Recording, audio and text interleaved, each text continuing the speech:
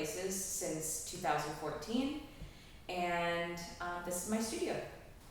My story with this building is that I moved here after school at NASCAD because I had this space available to me to work in.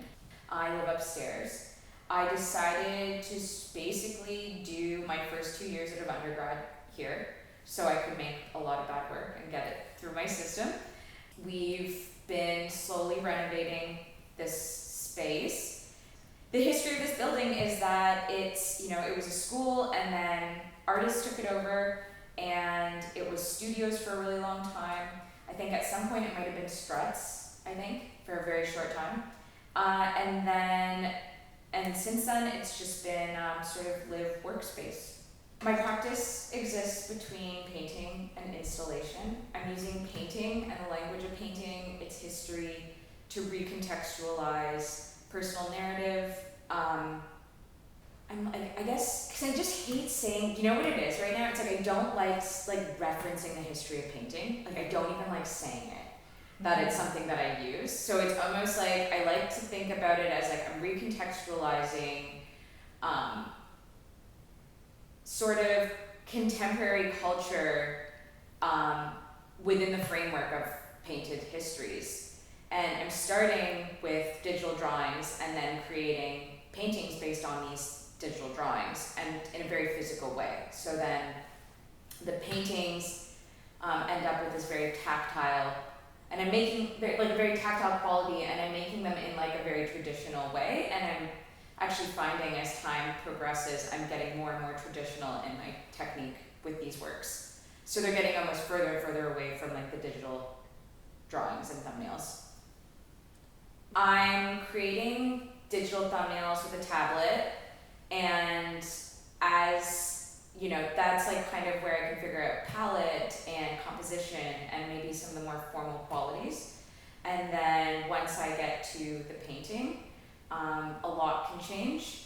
That's also where I'm starting to maybe play more with light and sculptural qualities through the paint and what the material can actually do.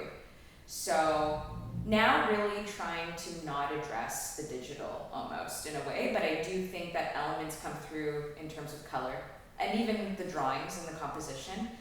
When you're digitally drawing, I find that things get really simplified.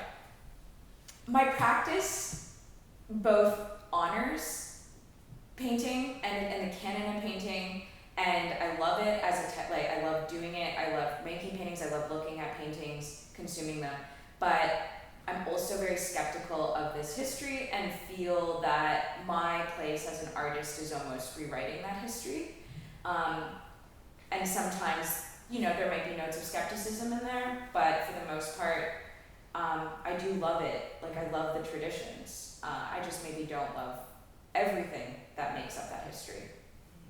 And thinking about also what has been left out of that history and how I now can almost reinsert elements into histories.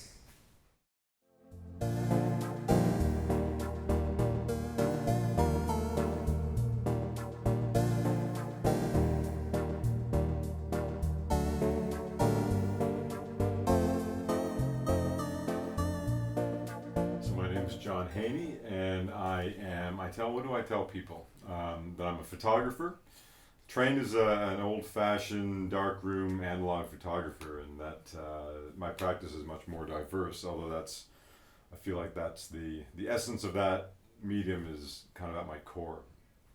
But about 10 years ago, 11 years ago, I got into sculpture because I've always been very interested in tactility and process and the substance of things.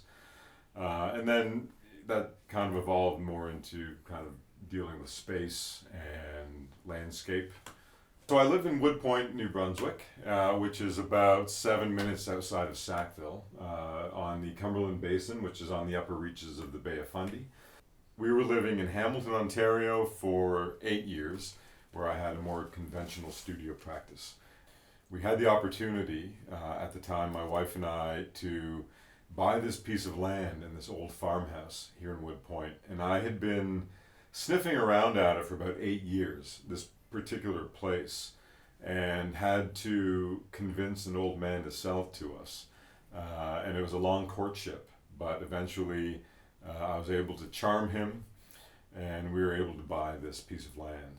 My studio is still, for the most part, in boxes, in 2.5 rooms downstairs. I bleed things out of those boxes as I need them. If I need a tool or a collection of broken mirror glass that I remember is in a bag that says broken mirror glass, I can find it probably in 5 minutes. So yes, I tend to be a little bit of a, well, I think collector, because that, I don't think, hoarder doesn't really, I think they're beautiful things that I collect. A little bit of a magpie, so I had a lot of stuff. 2 years ago, 2018, at the Art Gallery of Hamilton, the project was called Thanatos, and it was about the entirety of human history, and our sort of compulsive death drive as societies, and our addiction to oil and American history and blah blah blah. I could go on for like 10 hours about this, but the actual object which all of this was embodied in was a 1973 Cadillac Eldorado coupe, which I gold leafed the whole thing. I've never cared for gold that much, particularly. I like silver, let's say. But as soon as I discovered that I couldn't use imitation gold leaf or even like 23 karat, it had to be pure. Like, it had to be total. I had to go whole hog. And all of a sudden I realized, whoa, like, this is what people have been killing each other. Humans have been murdering each other for this for thousands of years because of this, you know.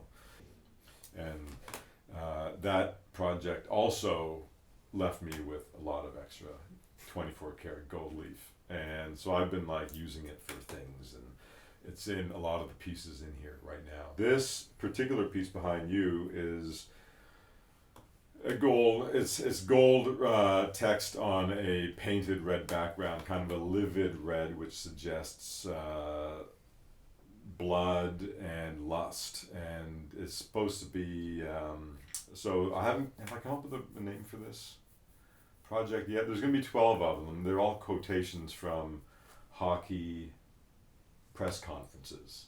This one says, "We were a little disconnected tonight."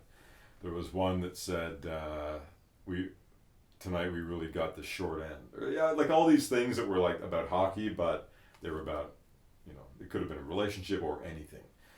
And I started writing them down, and I got 12 of these panels, 12 because there's 6 hockey players on the ice on each team. So I got these ideas about how this will work conceptually on the wall, and they'd be kind of the way they'll be juxtaposed. And so there were that series, and then I'm working on this series called The Garden, which is simply my life in this place. They're large format film, 4x5 color photographs of my family, the landscape, the architecture of this place. And what else? So yeah, t-shirts. So it's all kind of exploded a little bit, and my life has become my studio has become my life, and my life has become my work in more of a way than it ever was before. So I'm now just letting that happen, and it's really, it's terrifying, but it's really kind of exciting too.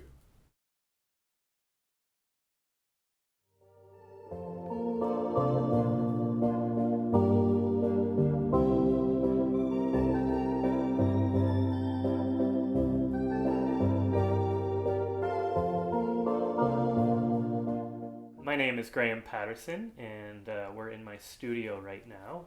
This is the garage portion of my studio space.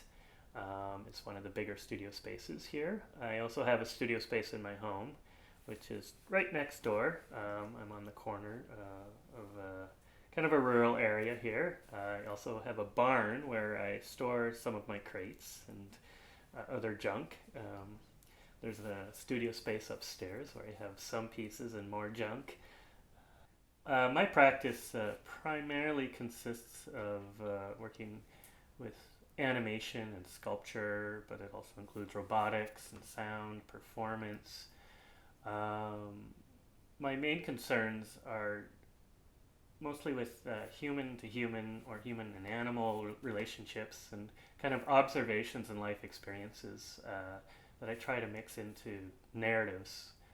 So essentially, I'm telling stories, but through many different mediums and different processes. So that the house project here, it's a 1 to 10 scale model of my house, a house I've been living in for the past 10, 11 years. And a couple years ago, it really dawned on me how long I've lived there and how much it's become a part of me and my life and how attached I am to it. And there's scary parts of that, and there's really kind of there's good feelings also. It protects me. It's a roof over my head. I'm a happy homeowner, but it's also in ways kind of a weird prison in abstract ways. And this is why I started the project. I wanted to make a model of the house and really take a lot of care in the details. One of the big parts of this project was doing something I had never done before. So working with virtual reality, but also allowing the viewer to walk inside my model. I've always tried to create that in some way, but it's the technology that exists today gave me this opportunity. Usually my work has to do with memory. It has to do with storytelling through memory. This is not memory. This is just the way things are. It's an observation. It's like some of the other works here, the trailer that's behind you, or even this billboard. They're these just observations, the way things are right now. And so the house that I've made, the details in there are the way the colors of the wall, the way the furniture is. Things have changed since. So this is the way things were 2 years ago in that house, and so I'm really trying to focus in on that feeling I had at that time, which wasn't a memory. It was the way things are, and then it's kind of working with that, and then the narrative that will be built into this project has more to do with just those feelings, and a lot of those feelings are very abstract, and so the way I will animate things and the way I'll bring the narrative together won't be linear. It's gonna move all over the place, and I hopefully will make it so that each viewer will get their own experience. There's many different stories, I guess. My work within the past few years, something I've been really trying to push and to discover and to experiment with, is allowing viewers to get individual experiences. Almost putting a bit of chaos into my work. There's no one story to be told. They're all in different stories. They're all different paths you can take. Kind of choose your own adventure type thing. And so with this work, it's probably the furthest I've gone with that idea, with that process.